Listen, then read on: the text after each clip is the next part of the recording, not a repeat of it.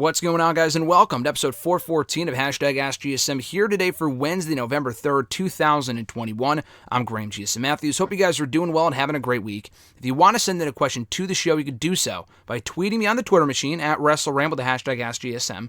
Find me on Facebook as well, facebook.com/Graham.gsm.Matthews. Leave a comment on the post that I usually put up on Tuesday nights, and if not on the wall itself. And last but certainly not least, drop your question down below in the comment section on this very video. I'll include your question in next week's edition. One quick note before we get started here, my new exclusive interview with AEW's own QT Marshall, whatever you want to call him, is up now here on the channel in audio form. It should be up in article form at some point, either later today or tomorrow. But we talk all about Satnam Singh's training at the Nightmare Factory, former NBA All-Star of the One in the Billion documentary on Netflix, so check that out. We also talk a lot about Shaq's in-ring debut, which QT Marshall actually had a very pivotal role in, helping orchestrate and getting him in-ring ready and all that other stuff. His recent run on TV, working with Paul White, Cody Rhodes, and a ton more. Anthony Ogogo, an update on him and his injury. So be sure to check that out here on the channel from earlier today. And again, keep an eye out for the article version of that interview going up very soon. There are more interviews going up here on the channel in the days and the next week to come. I've mentioned Jeff Jarrett about 2,000 times. I just haven't had the chance to put it up yet, but that should be up very soon here on the channel. Booker T as well, and I believe one more that I'm not thinking of, but at least those two in the next week or so. Those should be up here on the channel. So if you're not already subscribed, please do so. Please consider doing so. I would appreciate it. Be sure to hit the bell button as well to be notified every time a new video goes up. So let's get right into it. First from YouTube Joe M. They got a couple of questions here. First one being, I have very mixed feelings about Happy Corbin. On one hand, it's been very entertaining, and it should help elevate Moss and give a fresh character for Corbin. On the other hand, Homeless Corbin was the most intrigued I've been by him, and it felt like it was going somewhere significant. Instead, it ended quickly, and it seemed like the last chance of him being anything more than a mid-carder. How do you feel about it? I'm kind of the same mindset. I really enjoyed bum-ass Baron Corbin, as Pat McAfee once called him, which was a great nickname for him, doing the whole homeless character. I thought it was great. I thoroughly enjoyed it. The Happy Corbin stuff I enjoy as well. I don't know if I would go so far as to say as what I was saying a few months ago, that he was one of the better characters on WWE TV. I don't know if I would say that now. He definitely was over the summer. And over this summer, there really wasn't a hell of a whole lot going on. Beyond the Roman Reigns stuff, the broke Baron Corbin storyline was great. Because it was, logical storytelling. The guy was down on his luck. He was getting creative with it. I really don't think Corbin gets enough credit for making each of these characters work to the best of his ability. He's really given a shit hand a lot of the time, whether it be as an authority figure or as the King of the Ring, a character that should have died 2 years ago, a lot earlier than it did, needless to say. And he plays these characters to the best of his ability. And he's not a bad wrestler to boot. I think he's pretty decent, especially when he's in there with an equally competent, if not better, professional wrestler than he is.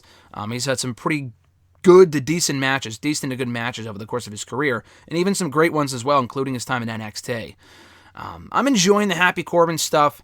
The Madcap Moss pairing is actually working better than I originally thought.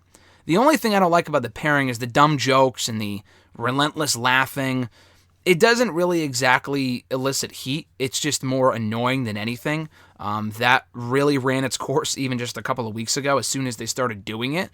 But I do like the pairing, though. They have good chemistry. I would rather see Madcap Moss as like the, not bodyguard, but like as a lackey for Corbin than I would Moss on his own. I really don't give a shit. I don't really give a shit about Riddick Moss, Madcap Moss, whatever you want to call him.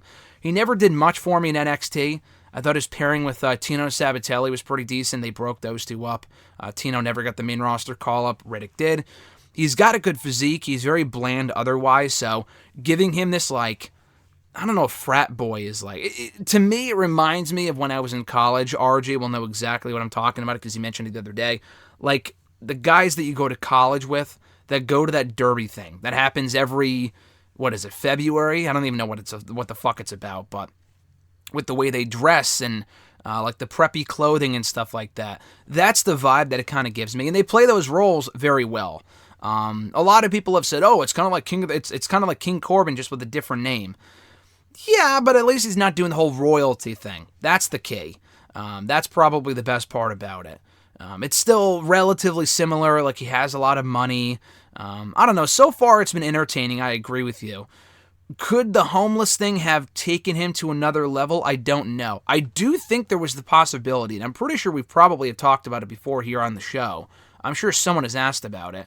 Because it really did look like the whole Happy Corbin thing would lead to him becoming a babyface. The one thing Corbin has not done in his many years in WWE, aside from the first couple of months of NXT, he's never been a babyface before. And he is a natural heel. I understand a lot like The Miz and people like that. Some people are just way better off as heels than they are babyfaces. I agree with that. But it is worth giving a shot to, and I think that was probably his best shot of ever becoming a babyface and having people really, endear himself to that audience. Would it have taken him to the main event level? I don't think so. I think you're giving the character a little too much credit when you say, I think that was the last chance of him being anything more than a mid-carder. I would have never seen Corbin becoming world champion. At this point in time, if you asked me 5 years ago, I definitely felt differently. At this point in time, I do not see him being world championship material. There's a lot of other people in the company I would rather see as world champion before Baron Corbin. I think he's a great, character, actor, character wrestler, whatever, gimmick guy. He's a pretty good hand in the ring. Not great, but he's pretty decent. He can hold his own, has had good matches. Can cut a good promo as well. I don't see him ever being at that Universal or WWE Championship level. But had he continued on with that character, could he have endeared himself to the audience, like I said, and become sympathetic as a babyface? I think so. They never really tailored the character towards going towards that. It was always like, give me money, and then people would boo him. I think if they played it right, people eventually would have rallied behind him to see him do well. That's where I thought it was going before they did what they ended up doing. And I thought the timing of it worked out well because they were in Vegas. He won big. It made perfect sense. I thought it was great storytelling. I don't know how much longer the Broke Baron Corbin character could have gone on for before they really ran that into the ground. That's the problem. WWE has an issue of taking something good and really overexposing it. That's the problem with the Broke Baron Corbin character. I feel like if they had continued it, then it really would have ran its course. They would have had no end game, and then people would get sick of seeing it. I'm honestly kind of glad they moved on from it when they did. The only problem is that when they moved on from it, they went a completely different direction with it than what I was expecting. He's still rich. He's still an asshole.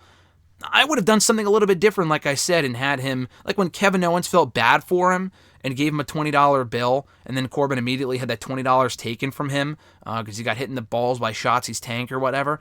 I thought that was well done. I thought Owens and Corbin could have formed an interesting duo where Owens feels bad for Corbin and kind of endears him to the audience. So we never got to see that. I thought that would have been interesting. Would it have taken him beyond a certain level? I don't think so. But at least that would have been something a little bit different than what we're used to seeing from him as this, overzealous, rich asshole that we've been really seeing from him since the moment he arrived on the WWE main roster. Joe's second question. For all the backlash it's gotten, do you think the positives of NXT 2.0 have outweighed the negatives, particular with the likes of Breaker, Duke Hudson, Grayson Waller, you only put the last names here, Zion Quinn. I'm trying to remember the full names of the people that you listed here. I think they've done a better job with making promising homegrown talent than Triple H's NXT ever did. Wow, that's quite the claim there. You might be true, but the thing is, we won't know how well these people will have worked out until we kind of see them do well. Like, the people you mentioned specifically, Grayson Waller's gimmick is that he's a guy on Tinder. He's a not happy-go-lucky, but, I like Grayson Waller. I think he's a good worker. The whole, I need to be dating a chick and be on Tinder and swiping left and right, I think is fucking stupid. I think it's a dumb character. Zion Quinn I was really digging. I still am digging, but the whole sing-off that we saw last night I thought was stupid. I thought making him kind of like a brooding force, and maybe they kind of moved away from that because that's where they're going with Solo Sikoa, who we also saw in action last night, who was also very impressive. You can't call the guy, he's a star. He's a star. Like, maybe he will be a star. I think Braun Breaker can absolutely be a big star going forward, but we've only seen the guy on the show for less than 2 months now. From what we've seen from him so far, he has done well. Duke Hudson I like. We're probably among the two people that actually are a fan of the guy.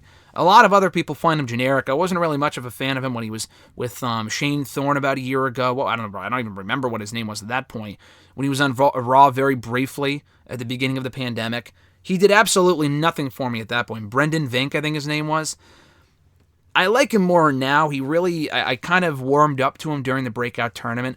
The poker shit is fucking terrible. The poker shit is awful. I really didn't care about the Cameron Grimes vignettes last night. It's nice they're given something to do for Cameron, but it's like the whole poker thing, everything has to be so character-based. Why? Why does everything have to be so character-based? There are a lot of people in the new NXT I think can be big stars. The Creed brothers, Solo Sikoa. Duke Hudson, if they booked him properly, maybe. Braun Breaker, absolutely. Waller, maybe. Zion Quinn, if they continue on with pushing him the right way, then maybe. Cora Jade, I think, has potential. Elektra Lopez, the entire Legado, faction, but they've been there for a while now. I think all of those people have potential, but it's a matter of where they go from here. We really won't have a good idea of how successful NXT 2.0 is going to be until it's well over with, until like a year from now, 2 years from now. Will these people even be called up? That's the question. Like, you can shit on Triple H for, focusing too much on the indie guys, but those were the guys that people really wanted to see do well and succeed at a high level in the main roster, and they absolutely could have. I mean, that's what AEW was doing. AEW could benefit from having more homegrown talent as far as, like, not a Darby Allin, who's like, we don't really know much about him before he arrives in AEW, but the guy had been wrestling on the independent scene for a few years. A lot of these people, Waller, I don't know about Duke, but the whole point of NXT 2.0 is taking people who really don't have a lot of experience at all, especially on the independent scene, and forming them from scratch. That, to me, reminds me of Von Wagner, who is abysmal at best. The guy is a walking Creed wrestler from one of those WWE video games. If that's what they're going for, I don't see NXT 2.0 working out. Braun Breaker already has it. That's part of the problem here. Like, the people that you mentioned were either already in the NXT system or are going to be successful because they already have wrestling in their blood. Not because they're brand new faces. Braun Breaker's a brand new face, but let's not be mistaken here. He's a Steiner kid. He's a second generational talent, as is Solo Sikoa. He's not a brand new face off the streets that immediately just took to wrestling like a duck to water. I don't know about Zion Quinn. I know Grayson Waller, I'm pretty sure, was wrestling on the Australian independent scene. The Creed brothers are a prime example of two guys that I don't think were doing any independent stuff at all, only have experience in the amateur wrestling realm, and I think can be really big stars if they continue to focus on them and give them the experience and seasoning they need. Some of the people you mentioned, like a Breaker or a Sikoa, Waller, those guys aren't homegrown talent. They weren't made. When I hear homegrown, I'm thinking like a Roman Reigns. I'm thinking of a guy that was born and bred at the Performance Center, like an Alexa Bliss, or I'd really have to look at the roster, but like people like that. A lot of these other people, Charlotte Flair to an extent, but again, she was part of those people that was a second generational talent, so she already kind of had it in her blood. A lot like Braun Breaker and Solo Sikoa. Do the positives outweigh the negatives? We've kind of discussed this on a regular basis here on the show for the last couple of weeks. It's still in its infancy, so it's hard to say. I will tell you, though, the show is not nearly as good as it was even 6 months ago. NXT 2.0 at this point, and I thoroughly enjoyed Halloween Havoc last week, but that's because it was more of an emphasis on the in-ring action, which is really what really made NXT stand out and what made it a special show in its infancy and for the last couple of years. We haven't had that emphasis on in-ring action since the transformation over to NXT 2.0. We haven't had that in quite a while. So now it's more vignettes and characters, and it's like they're really trying to introduce way too many people at once. What happened to that Dante Chen guy? They introduced him once or twice on NXT. We haven't seen him fucking since. I can go down the list of people they've introduced and we haven't really seen much from. Tian Shaw is fucking terrible. Boa is fucking terrible. There's a lot of people. Von Wagner is not good at all. There's a lot of people. For all the people that you mentioned, there's still a lot of people on the show that shouldn't be on the show because they're not in-ring ready. They're not ready for primetime television. They're just not that good. The original NXT, or whatever the fuck you want to call it, before the overhaul happened, they didn't really have that problem. If they had people that weren't ready and they quickly realized that, they would take them off the show. a guy like, what's his name? Keanu Reeves or whatever. I mean, he was in the company for a few years, but he was one of those guys where they tried to get him over and it just didn't work, and he was just a complete waste of a roster spot because he just really wasn't that good. And they eventually let him go, I think, earlier this year. But he was one of those guys where it just wasn't working, so they took him off the show. It's very rare NXT has someone that isn't working, and they continue on with it. Bo Dallas is an example of that, but at least he kind of turned heel. He did make it work, and he worked out for the best, and NXT became champion. The current NXT, it feels like even if it's not working, they're still going to put it on television. The Lash Legend stuff is just not good. Her talk show fucking sucks. But they're going to continue on with it because they think it's good and they think she has potential. Maybe she does have potential, but I don't think having a talk show is the answer. Maybe put her in the ring, have her do something else, manage someone. The Lash Legend talk show itself, Lashing Out with Lash Legend, is fucking awful. So, I can't really say the positives outweigh the negatives. We are getting a lot of fresh talent, but it's not like we weren't getting that fresh talent before in NXT. It kind of felt that way a year ago when the Velveteen Dreams and the Adam Coles and the Garganos and the Ciampas were all still there. But there was also a lot of new people, too, that they were doing stuff with, like an LA Knight they brought in. He's done fairly well for himself. Cameron Grimes, Frankie Monet they hired, and they really haven't done a hell of a whole lot with her since. But people like that, I'm enjoying Toxic Attraction, but they need to have a good balance of people that are experienced and people that are new. You can't have it be all new people because they're going to be working with equally new people, and the matches are going to be fucking terrible. The show is not nearly as good as it used to be. It's not about the show, only. It's about creating new talent, but it's hard to say whether their attempt to create new talent will be successful until we're another 6 months to a year down the road. Their next question. Admittedly, I'm a casual viewer of AEW, so what exactly is Brian Cage missing when it comes to being a top player in the company? I like Brian Cage, but I think the biggest problem with his, presentation is the fact that his mic skills just aren't that good. I don't think he's awful, but there is a reason why he was paired with Taz when he first came into AEW. There's a reason why he really hasn't cut a lot of promos in his entire career, whether it be Lucha Underground or Impact or now AEW. I think him as a babyface works because he can do a lot of cool things in the ring for a guy his size, and he's talked about this in other interviews before. I do think he's better suited as a babyface. I mean, him being the brooding, the meathead heel or whatever, as he's called himself before, works as well. I think he's good in his current role. The problem is that there's so many good people in AEW at the moment that there's just no real spot for him. You look at the top of the card right now from Omega, Danielson coming in, Punk coming in, Page getting hot, among other people. Darby Allin has way more buzz than Brian Cage does right now. Sammy Guevara and MJF and people like that have way more buzz than Brian Cage does. And part of that is AEW's problem for not really focusing on Brian Cage. It's not like he didn't get over. I mean, he came in during the pandemic. That didn't exactly help. And he had a pretty good run. He was the FTW champion for whatever the fuck that's worth. But, he was undefeated for a while. Didn't really lose many matches. I enjoyed Team Taz. They broke that up way too fucking quickly. He's a guy that needs a mouthpiece. Whether it be Taz or even his wife, Melissa Santos, who I think could do well in that role. I don't know. Just with Brian Cage, there's something missing there. The mic skills don't help. But I think part of the problem was that he was a big fish in a smaller pond in all these other promotions.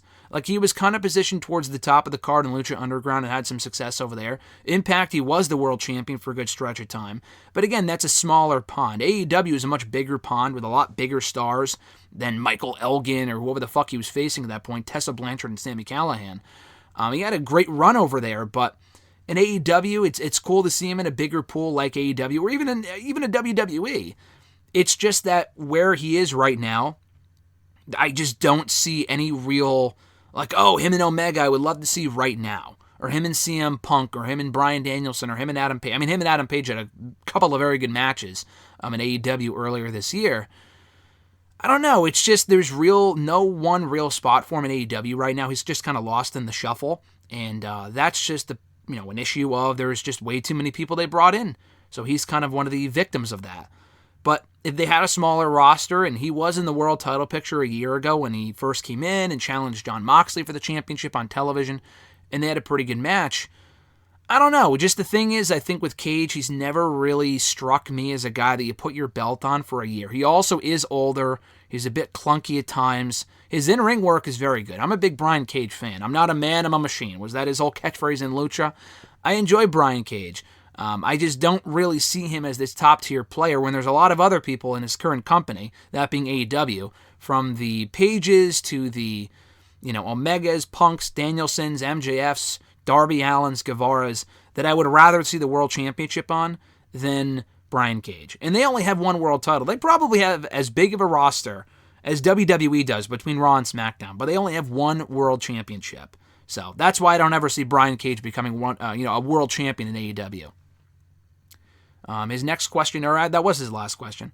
Thomas B. from Facebook, he said, have you seen the trailer for the Book of Boba Fett? Are you looking forward to it, even though it's technically a break from The Mandalorian? I guess you could argue we're getting Mando 2.0, which I'm fine with, but what say you? Of course I'm looking forward to it. I love the Boba Fett character. I saw the trailer the other day. It looks fucking awesome. The actor that played Boba Fett in the most recent Mandalorian season, the second season of The Mandalorian, and the same guy that played Jango Fett in the original the first prequels back in the early 2000s. I think it's fucking cool. I'm a big fan of him as an actor and his work as Boba Fett last year in The Mandalorian, which I thought was a great season of the show. I'm really looking forward to it. I was wondering when it was coming out because they teased it almost exactly a year from when it's premiering. The last episode, spoiler alert for those who haven't seen it, but by this point you probably should have seen it. On the last episode of Mandalorian of Season 2, they had that post-credit scene that confirmed that Book of Boba Fett, I think, was coming in December of 2020, or 2021. And it's literally making the window by like a couple of days. They're premiering it on the final Wednesday of the year, December 29th, 2021. I don't know how many episodes there are going to be, but from what I've seen so far of the trailer and what I've heard about it from people who've worked on the show, it looks really good and it sounds really cool. So I'm looking forward to it. Any Star Wars content like that I'm looking forward to. I didn't watch The Bad Batch. I really don't care too much about that. I love The Mandalorian. So I was looking forward to the third season. I think they're still working on it. When it's going to premiere, I don't know. But I've been digging all the Marvel content this year between What If and Falcon and Winter Soldier, WandaVision, Loki. Hawkeye's coming up in a few weeks. So I think Book of Boba Fett, if I'm not mistaken, is actually premiering the same day that the last episode... If my math is correct, Book of Boba Fett is coming out the same day that Hawkeye ends. So there is literally no rest for the weary there. You get right into it. And it's good news for me, too, because I review all this content, all the Marvel stuff and all the Star Wars stuff. So Chris and I broke down the first episode of Mandalorian last year, the second season, rather. We broke down the second season, and then we also broke down all the Marvel shows from this year as well. We are going to be breaking down Hawkeye when that starts in a couple of weeks, ourselves and Phil Lindsay as well, most likely. And I look forward to it. I enjoy all the shows, and I'm really looking forward to Book of Boba Fett and breaking it down for you guys here on the channel, probably every Friday, as we've been doing for the better part of this year. Caleb with a K from Facebook, and that's fun. It's not Caleb with a K from Impact, for those that watch Impact. It is Caleb with a K, but his last name begins with a K. So, as confusing as that sounds, here's Caleb's question. In honor of Survivor Series, if WWE and AEW were ever to get in a full-fledged war like WWF versus WCW, what 5 names from each side do you think would play the most pivotal role in potentially winning that war from a ratings perspective? Essentially, what 5 wrestlers from each brand could create the most star power if they are booked correctly? That's a great question. The names that first came to my head, from AEW, we kind of know who's a draw in AEW and who's not based on the quarterly hour breakdowns and stuff of Dynamite and Rampage. I don't follow that stuff too closely, but from what I understand, these are the 5 people I would most likely put in that war, as you say, to be that ratings draw. CM Punk, Bryan Danielson, Kenny Omega, Britt Baker, and Darby Allin definitely. I think Darby Allin might be the biggest ratings draw in the entire company. Punk and Danielson, because they are the biggest names currently, maybe not in 10 years when they're kind of towards the end of their careers, if not retired altogether. But they are the biggest names in AEW right now, that's for sure. I don't know how much of a draw Adam Page is compared to those other guys. I might put him in there over Omega, but Omega is kind of like their crown jewel. I mean, I guess Jericho too, right? Jericho or MJF. I don't know if I would have Punk, Danielson, and Jericho, though. You got to have more AEW homegrown people. That's the problem.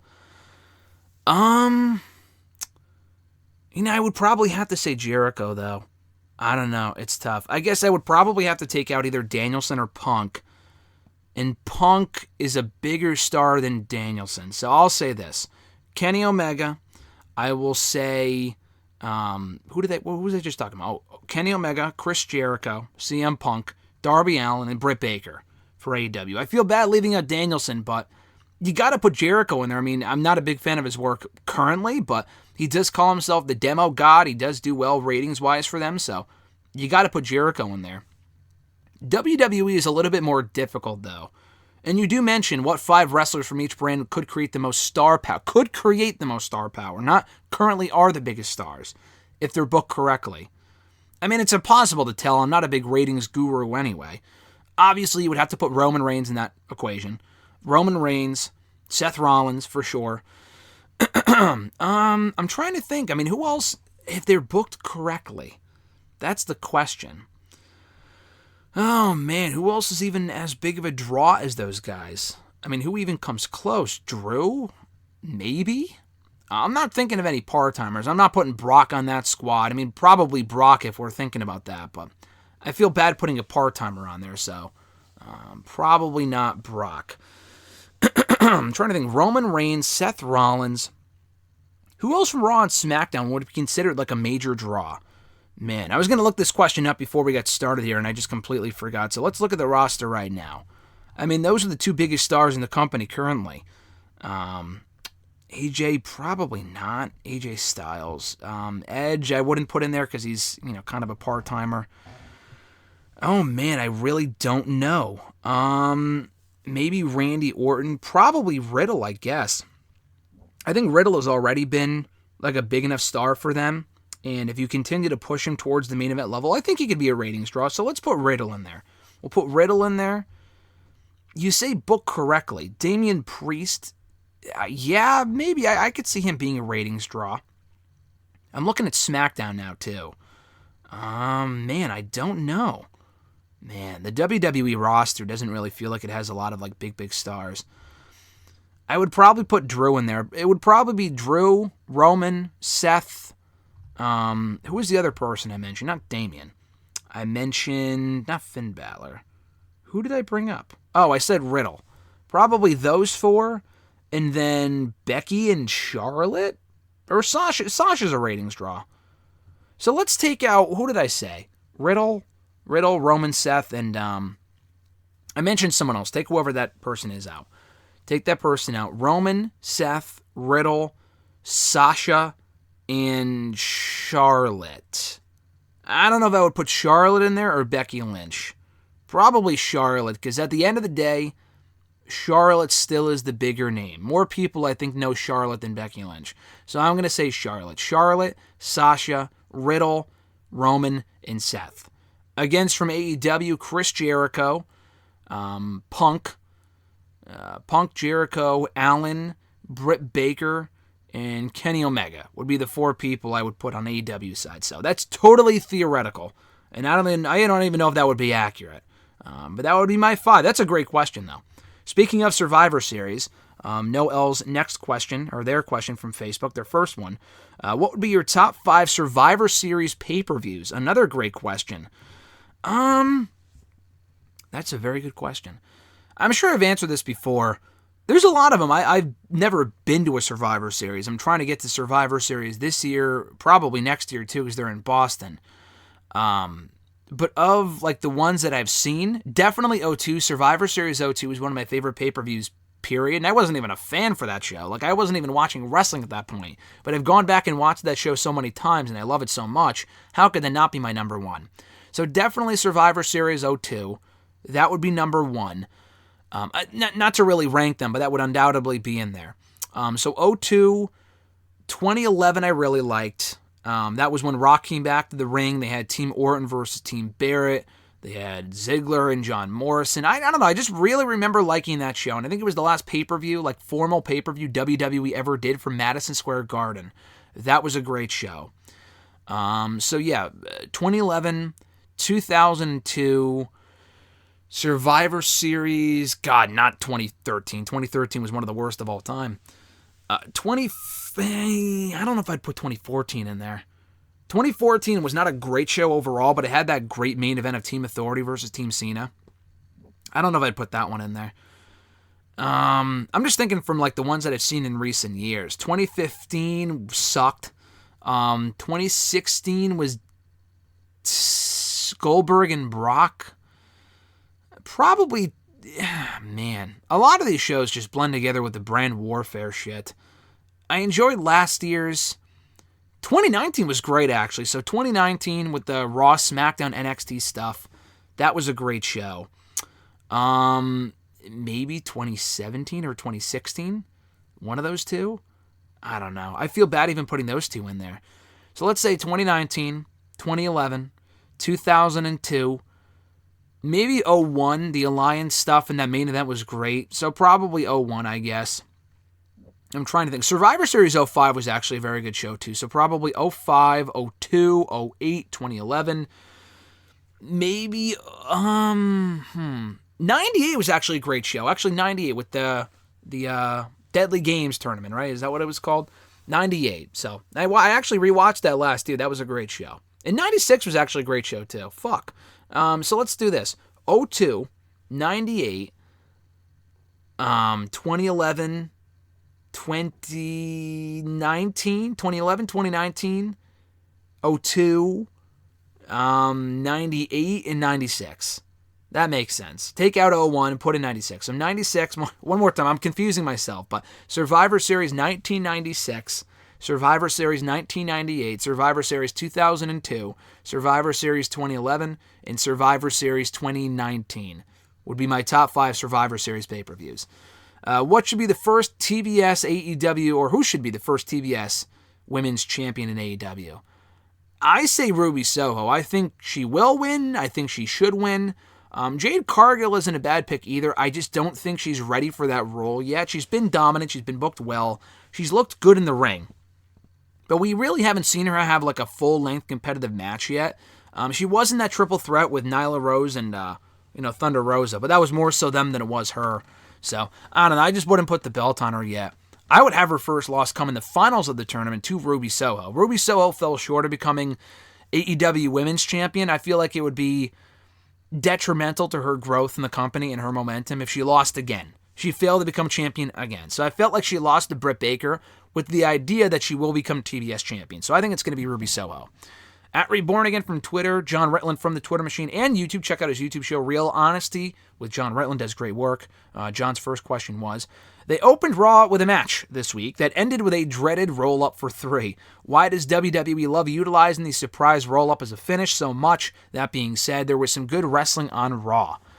So, I completely agree. I enjoyed Raw this week, to be honest with you. I thought it was one of the better shows in recent memory, very wrestling-heavy, which I liked.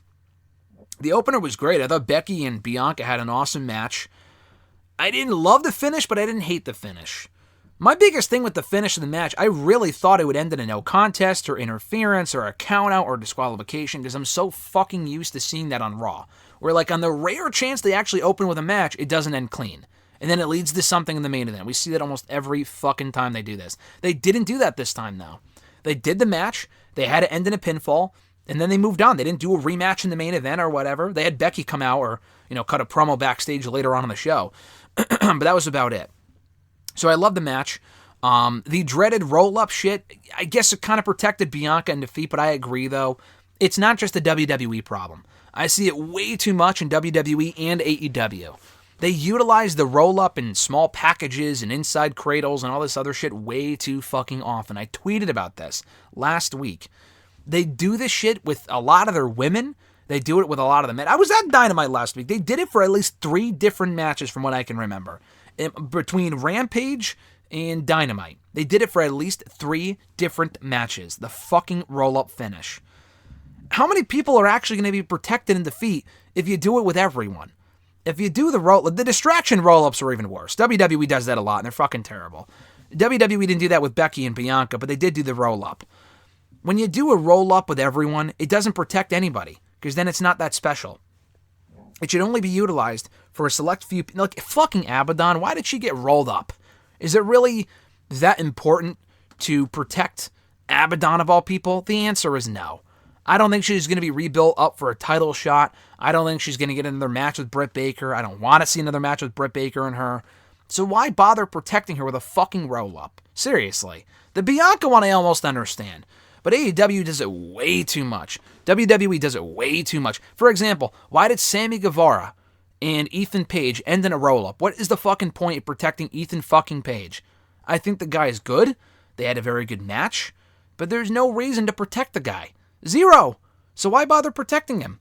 You know what I mean? I mean, he's involved in this inner circle bullshit with the American Top Team. Who cares about Ethan Page losing a fucking match clean? Technically, that was clean, but just have him take Guevara's finisher and have that be it. Way too many roll-ups, way too many inside cradles. Both companies are very guilty of it, and I agree they gotta be done with it, because it's just so annoying, and they're not effective if you do it in almost every fucking match. John's second question. So between Halloween Havoc and the end of Dynamite last week, did the whole costume comedy stuff get overdone? I get that it was Halloween, but it took away from the shows for me at least. Maybe I'm being too harsh. People are going to call me a homer for saying this. I didn't really mind it on NXT. I fucking hated it on Dynamite. Because the reason is who they did it with and in what circumstances they did it with, if that makes sense. So on NXT, we saw a lot of the costumes in the lumberjack match, or whatever the hell they called it. That didn't bother me because they're lumberjacks. I don't really like lumberjack matches anyway, but first of all, the MSK Imperium match, I didn't care about Imperium winning the belts, I really don't. But they had an awesome match. I thought it was a really, really fun match, and probably the best match MSK had. One of the best matches they had as tag team champions before losing the belts in that match. So them coming out with costumes for the lumberjack shit, I was okay with that. We saw the costumes backstage. That was just a natural. That was just a segment or whatever. The skits weren't that funny, but they did it as a backstage party or whatever. What else did they do the costumes with last week, though, on Halloween Havoc? It was a Halloween show. The thing with Dynamite, if they had done something similar to that, like even if they used the costumes and shit in an undercard match, I didn't mind it 2 years ago. There's a clip here on the channel of me talking about it from WrestleRant Radio. It was the October 30th Dynamite, where Kenny Omega and I think it was the Elite, the entire Elite, was it them versus the Best Friends, or maybe it was two different matches, I don't remember, but the Best Friends came out as Rick and Morty, and I thought that was fucking hilarious. The Elite came out in costumes, I thought it was cool, but it was an undercard match that meant nothing. Didn't really matter, it was a fun little match. When AEW did it last week in the main event of Dynamite, it was fucking stupid, because it was the main event. And the worst part about it, the whole point of the Dark Order and Elite stuff, was to further the feud between Page and Omega. That was the first face-to-face interaction that Omega and Page have had since Page has come back to AEW a couple of weeks ago. And they wasted it with him wearing a fucking Stay Puft Marshmallow Man costume. I mean, the whole costume, first of all, the match was stupid with a lot of dumb spots, and some of that stuff I'm lenient with. I don't hate all of it. I do enjoy the fun aspects of matches like that. The timing was off, though. You shouldn't be doing that type of stuff mere weeks before your biggest pay-per-view match between Omega and Page. It's a serious feud. Why would you waste an opportunity to sell people on that match by doing the comedy crap? And it wasn't just like they came out in the costumes and that was it. They incorporated the Ghostbusters stuff, and I love that movie. I saw it actually at a movie theater on Halloween night, which was awesome. It's not the same thing, though, because they wasted the entire match on the comedy bullshit and all the ha-ha stuff. If you do it and you have them come out with the characters and the costumes, that's cool. They wasted the entire match doing the dumb, stupid comedy spots. And people, oh, this was amazing. And they all ate the shit up because it's AEW fans, and I get it. But you gotta realize, though, did that make you any more excited? We're in the home stretch here, the final stretch before Full Gear. Did that make you any more excited to see Adam Page versus Kenny Omega at Full Gear? The answer is no. The answer is no. It was a wasted opportunity. It was a dumb match. They'll probably be back, obviously, to business as usual this week on Dynamite. Have Page cut a serious promo. But it felt like two steps back. Page cut that great promo 2 weeks ago. And we really haven't seen Omega be serious as world champion. I'm sorry, but we haven't. He's been doing a lot of the goofy bullshit with the stupid attire and the weird fucking hair and stuff like that. Like, maybe it's their way of sending the message that Omega's off the deep end as a character. But, like, I would really rather see serious Omega go. I mean, he wasn't doing this bullshit in New Japan. Unless I've completely missed something. I didn't watch every New Japan show. but he wasn't doing this comedy bullshit in every match over there. Like, it was more about the storytelling and being serious, and he doesn't have to be serious 100% of the time, but the guy is world champion, and he should be a serious foil for a guy like Page. It should be a meaningful moment when Page, if and when he beats Omega for that championship. And if he's beating a goof Omega, then it doesn't really mean as much, in my opinion. So they gotta stop, and it's not just a Halloween thing, too. They do it a lot. The Elite will come out and do the comedy bullshit, and it's really just not that funny. It's like the Being the Elite sketches on the show. Like, they'll do the inside jokes. I enjoy Being the Elite. When they do that shit on their YouTube show, I think it's cool. You don't have to incorporate every Being the Elite sketch on a Dynamite, because there's a decent part of your audience. I mean, Dynamite gets over 1 million views a week. A couple of 100,000 people watch Being the Elite. So clearly, not everyone who watches Dynamite watches Being the Elite. So why are you doing the dumb sketches and the inside jokes on your show? 1 or 2 here and there is fine, but when your entire character is based around whatever you were doing on your YouTube show, it's fucking stupid. So, I wasn't a fan of the main event last week. I talked about it on WrestleRant Radio. I'm definitely in the minority there because a lot of people liked it, but personally, I was not a fan. His third question here. So the NWA had a show in Kentucky that they're showing in chunks on Power over the next couple of weeks. You would have thought they mightiest try to run it as a full event on Fight. Why do you think they didn't? Is it because they have another pay-per-view in early December? That's probably why. The By Any Means Necessary show in Kentucky, they did break it up onto 2 episodes of Power. The first half aired last night. It was actually pretty good. In my opinion, anyway. I watched it last night as it aired, and I thought it was a good show.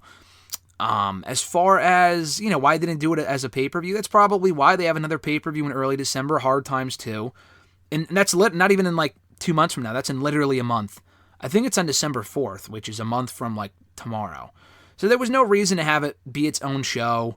They didn't do any big matches on the show. I mean, from the first half that I saw yesterday, it wasn't like the Pope against Murdoch for the world title. It wasn't, the TV title wasn't defended. It was all exhibition matches that just so happened to be pretty good. They may as well just hold out until the pay-per-view, and the pay-per-view's coming up next month. So I agree. Usually I would say why not just do it as its own event. But I'm glad they're holding off until Hard Times 2, because there was no reason to have that be its own pay-per-view. It probably wouldn't have gotten a lot of buzz anyway.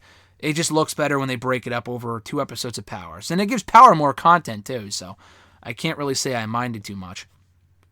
At Iwagu91 from Twitter, their first question was, do you think that Impact Wrestling is a better name than its former one, TNA?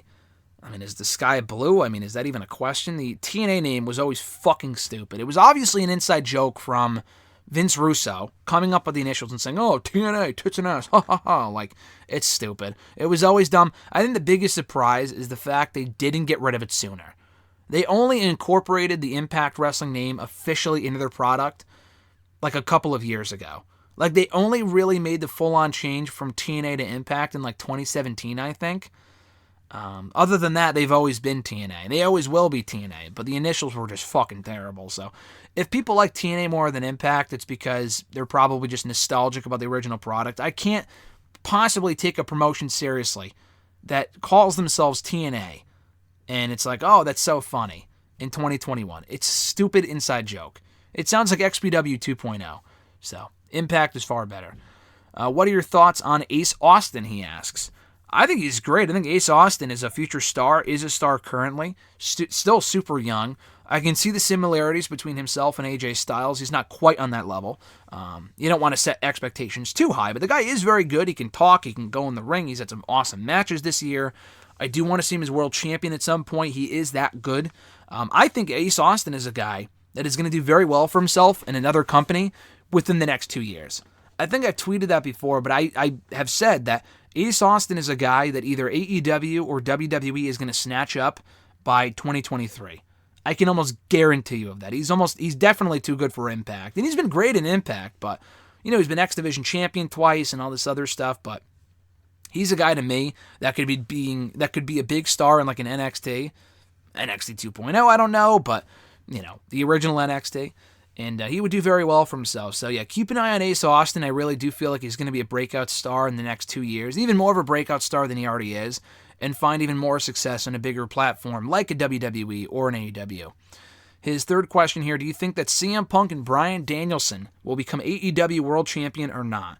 I do. I think they're too big of names to not put the belt on at some point. Now, would I do it in the next year? Probably not. I mean, mapping it out in my head.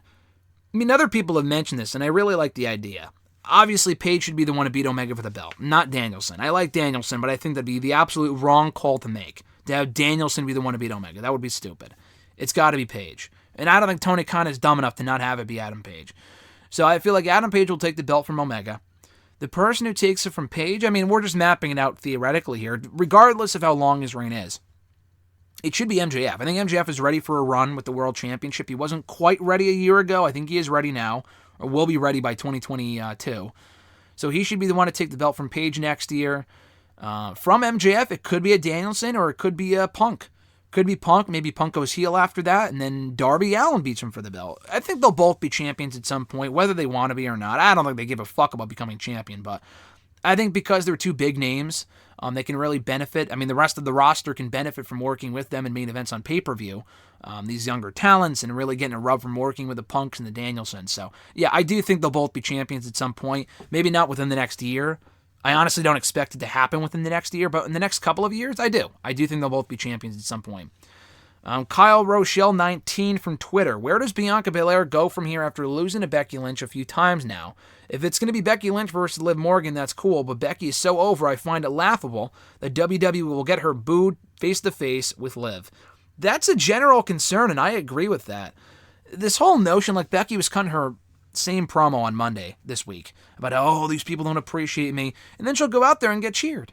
Like, some people, she will get booed, and they have gotten her booed in certain cities. But for the most part, she is still getting very heavily cheered. Bianca, and actually, surprisingly, Bianca was not harmed by that. I was very worried during that feud, or during the feud that's going on, I don't know if it's over or not, that Bianca would get booed over Becky, because Becky's so beloved. Thankfully, Bianca's still very over. People still like her. They didn't side with Becky over Bianca. Bianca's a great babyface, so that was never an issue. Liv isn't on the same level as Bianca Belair. She was getting great reactions over the summer.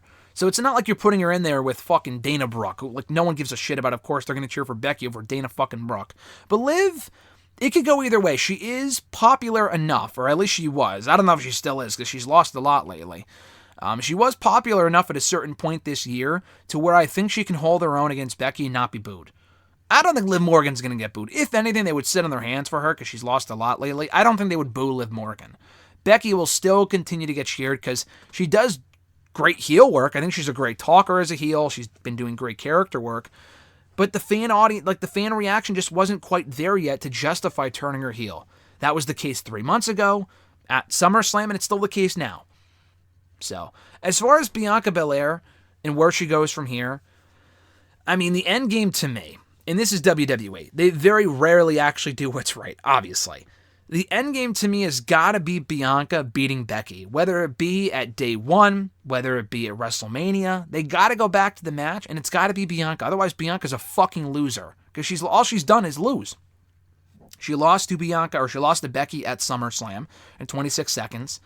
She lost at, Extreme Rules. She failed to become champion. She lost to Sasha Banks on TV recently. She failed to become Raw Women's Champion and Charlotte Flair on Raw because Charlotte got herself disqualified. She lost to Crown Jewel. Wasn't pinned, but she still lost. And then she lost on Raw this week by getting pinned by Becky Lynch. She's done a lot of losing. And she's not damaged goods by any means, but it's all about the aftermath. Did they tell this story with her where she has to be rebuilt and work her way back up to contention? I think that'd be a great story, a lot like Adam Page. I think they can kind of do something similar to that, where she has to work through, I don't know who else is on Raw right now, like an Alexa Bliss, and when she comes back, and I don't know how intriguing of a few that could be, but yeah, like an Alexa Bliss or Carmella, Queen Zelina. We've been there a million times. That's why I think the draft didn't really do the women's rosters any good, because they just drafted the divisions from one show to the other. That's part of the problem. The SmackDown Women's Division from over the summer is literally on Raw now, except for Sasha. It's Becky, Bianca, Liv, and Carmella and Zelina. 5 women that were prominently featured over the summer are now on Raw, so not much has changed. Then you can throw Tegan Nox in there too. Tegan Nox is a babyface, so I wouldn't have Bianca feud with her, but I wouldn't turn Bianca heel. I think that'd be stupid. With the momentum and the popularity she has right now, I think that would be dumb. But yeah, I don't know. I would just pull her. I would put her with another heel, have her work with them. and then, have her work her way back up to title contention. She already won the Rumble. I wouldn't have her win the Rumble again. I mean, I guess you could. I would rather see a fresher face win it, but it's a possibility. I still say all roads should lead to her taking the belt from Becky. I honestly am doubting that's going to happen at this point, though. Just because they transition to Liv doesn't mean the Bianca title chase is over. If Bianca's on main event and not on Raw anymore, that's a problem, which it's very possible that'll happen.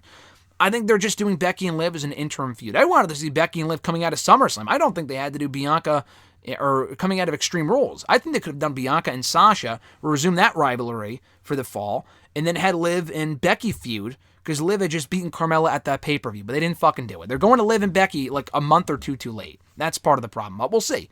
We'll see. I'm not confident that they know what they're doing with the women. They're definitely just booking on the fly, but I maintain whether they do it or not, the end game has got to be, and I don't think it's going to happen, but the end game should be, I should say, Belair beating Becky for that Raw Women's Championship. The Average Grunt from Twitter, their question was, so how long did it take you to put that Dudley Boy costume together? Not very long, but it's been in the works for a while. So for those unaware, I did I did Bubba Ray Dudley for Halloween this year. I was in Salem, Mass. We were planning to go there last year. COVID happened, didn't happen. Couldn't go there 2 years ago for whatever reason. So we drove to Salem this year, had a fucking blast. I went as Bubba Ray Dudley, circa like 2015. Not like, I know Conrad Thompson went as Bubba Ray Dudley, and him and someone else went as the Dudley Boys, but they were like the ECW Dudley Boys. For me, the costume, I've wanted to do this for a few years now. I remember having the idea in 2019 because, I don't know, I was just watching their return, and I love the return they had to WWE in 2015. I love the return so much. I'm like, why don't I just be Bubba Ray Dudley for Halloween? I already have the shirt. I have the Team 3D shirt. I bought it like right after they came back to the company. I bought it, I think, at TLC. I bought it at the Raw that I went to 6 years ago in Boston. And I already had that Team 3D shirt. I still have it. And I'm like, okay, I have that. I have the Dudley Boy glasses. I bought that for like a couple of bucks on WWE Shop. Why, I don't know. But I bought it on WWE Shop like 5 years ago. I knew where they were. I mean, you could also get a regular pair of glasses and just put tape over in the middle. But I have the Dudley Boys glasses, so why wouldn't you just wear those? So I had the glasses. I had the shirt. Just wore a backwards hat. Make a makeshift table. The only thing I really needed was camo pants. I didn't have camo pants. So I remember looking at Target or whatever a couple of years ago, and then before I went ahead to go buy the pants, I had an idea to be Marty McFly from the future instead, because that was like the 30th anniversary of Back to the Future 2 in 2019. So I'm like, let me go as Marty from the future. I think that'd be cool. I've been Marty. I was Doc a few years before that. So I'll go as Marty this year from the future. And I never ended up doing the Dudley Boys costume. Last year, I don't know what changed. I just didn't want to do it, and I think I just found a dodgeball costume, so I was one of the dodgeball players from the Average Joe players from Dodgeball in whatever that movie came out in the early 2000s. So I did that last year, and then this year I'm like, it's the 25th anniversary of the Dudley Boys. I still want to do the costume, so why not this year? So I just bought camo pants from Amazon. They fit miraculously, and I say miraculously because sometimes you'll buy this stuff online, and if you don't try it out in person, sometimes they don't fit. They're too big, they're too small, but they actually fit pretty well. I don't wear camo pants on the regular, so I'm not sure if I'm going to wear them again, but they are pretty comfortable. So I bought them for that, and I wanted to do it this year, in addition to the fact that Bubba Ray Dudley is actually going to be at Rhode Island Comic-Con this weekend. So I went as him for Halloween on Sunday. I tweeted him the picture. He commented on it, which was cool. He quote tweeted it or whatever, said, very cool, Graham. And then I'm like, why don't I just do it for Halloween? And then I could show it to him in person when I see him next week. I'm literally seeing him on Sunday. Unless he cancels or I can't go for whatever reason. I'm planning on going. I have a press pass. So I'm going to dress as Bubba Ray Dudley. I'm not sure if I'll bring the table or not. But yeah, I'm going to be Bubba Ray Dudley when I meet him. So I thought it was just a perfect storm. 25th anniversary.